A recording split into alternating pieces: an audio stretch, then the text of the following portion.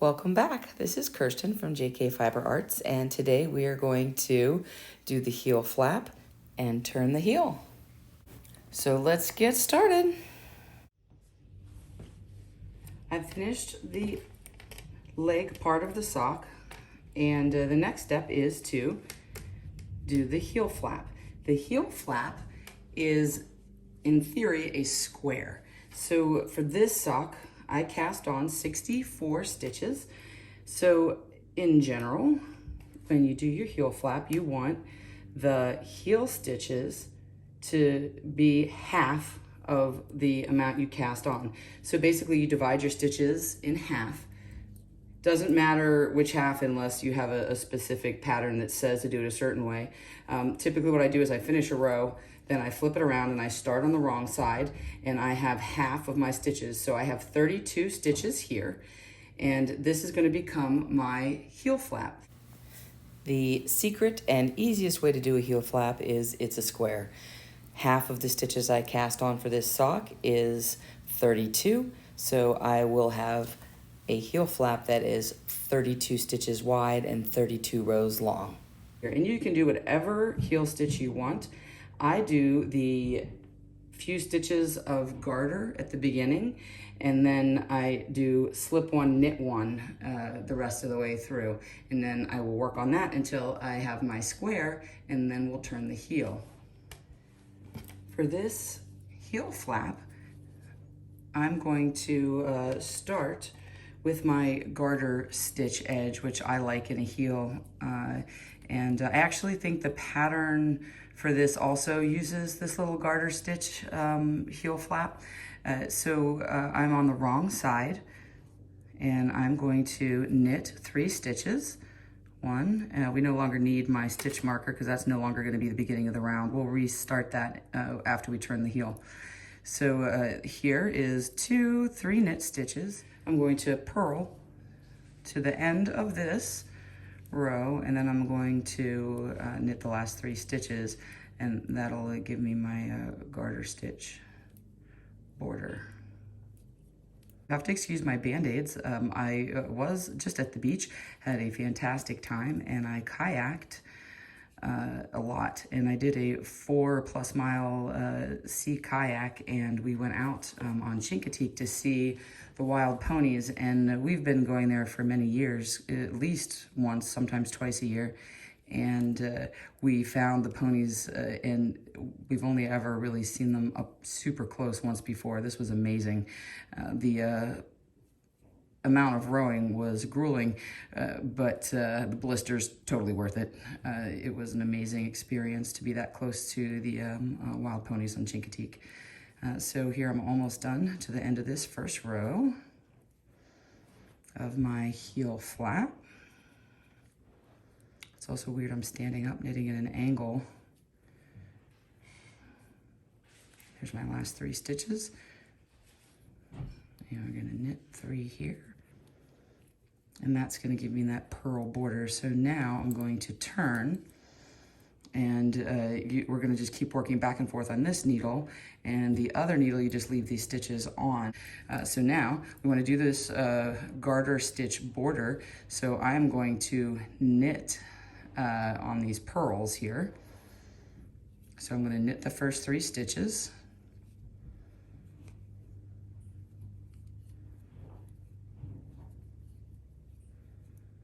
And then I'm going to start, I prefer, I think it wears a little better and I think it looks a little bit neater, is the slip one, knit one heel.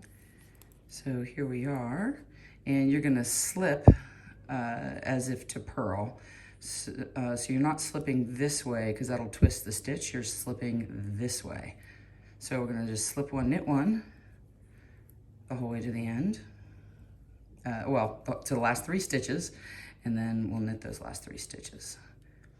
You just keep working in this pattern, knitting the first and last 3 stitches and slip one, knit one in between, and knitting the first 3 stitches on the wrong side. So you'll be maintain that garter border, and you're going to continue working on those 32 stitches until you have 32 rows. Then you will be ready to turn the heel. All right, and I'm just gonna knit the last 3 stitches here. I'll come back and work on this a little bit and then show you what it looks like when I get a little further along. One last thing, the instep stitches on the needle here are going to just sit there and do nothing while you're working on the heel flap. Make a note as to what pattern row you left off on so that you can pick that up again when you start decreasing the gusset stitches. Here I am in progress with the heel flap. You can see this is the 3 garter stitch on each end. There's 3, and then the stitch that I like to use is the slip knit, and it gives you this little the slip stitches here stand out a little bit better, and then the knit stitches are recessed, and I think it gives you a little bit better wear in the heel. One of the ways you can tell where you are and how many rows you've done without having to stop every time and mark that you've done a row is when you have this purl border, this garter stitch border, you can just count the purl ridges. Make sure you can see what I'm doing here. It's 1, 2, 3, 4, 5, 6, 7, 8, 9, 10, 11, 12, 13. So that's right up against here. And since this is an odd numbered row, this will be the 25th, and then the next right side would be 26. So I need to go to 32. I'm going to keep going. I just wanted to stop and show you what this looks like, what the garter edge looks like, how you can count your rows. And then next stop here will be turning. To start the heel turn, we are on the wrong side of the work, and you're going to purl to the center. So we had 32 stitches for this heel flap, so I'm going to purl 16 stitches. I always slip the first stitch of the row. So slip 1, and then I'm going to do the 16 here. A good rule of thumb is you do the center stitch plus 1. That just accounts for the slip stitch. So I will slip 1, purl the 16, and go from there. If you have an odd number of stitches, I would just purl the extra stitch if it doesn't divide in half evenly. You want to try to keep the number even so that when you finish, you have the same amount of stitches on each side. You'll see what I mean in just a second when you start working the gap.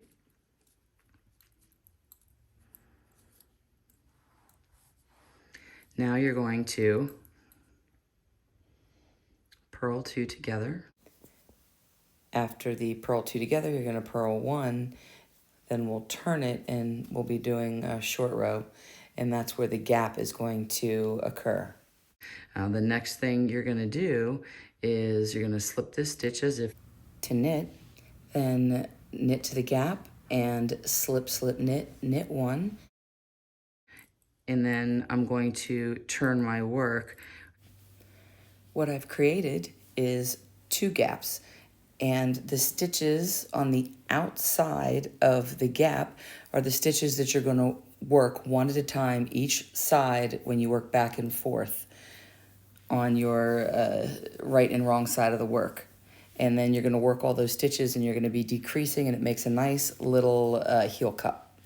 Every time you turn, you slip the stitch first, and then you're going to either knit or purl until 1 stitch before the gap, till I get to 1 stitch before the gap.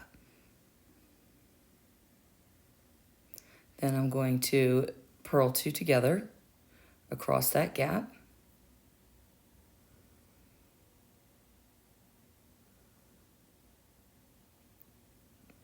and then purl 1 and turn the work. And so every time we do that, see, it's making a gap there, and we gain a stitch in between. Now I have 6. So every time you do a row, you're gonna add a stitch to the center and take away a stitch from the end. So I turn,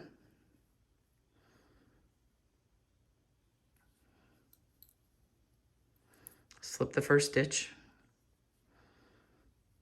and that's, you can see there's my gap right there, right? And now I'm just gonna knit until I come to the gap. Coming to the gap here, you can see the gap. So we're gonna slip, slip, knit through there.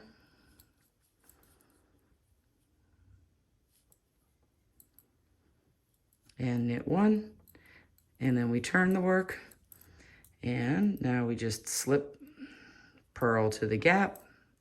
The hardest part about this is just finding the center. Most patterns tell you, so you don't have to. I'm just trying to give you the intelligence to do your own thing and know how to do a heel turn, to understand what it's doing.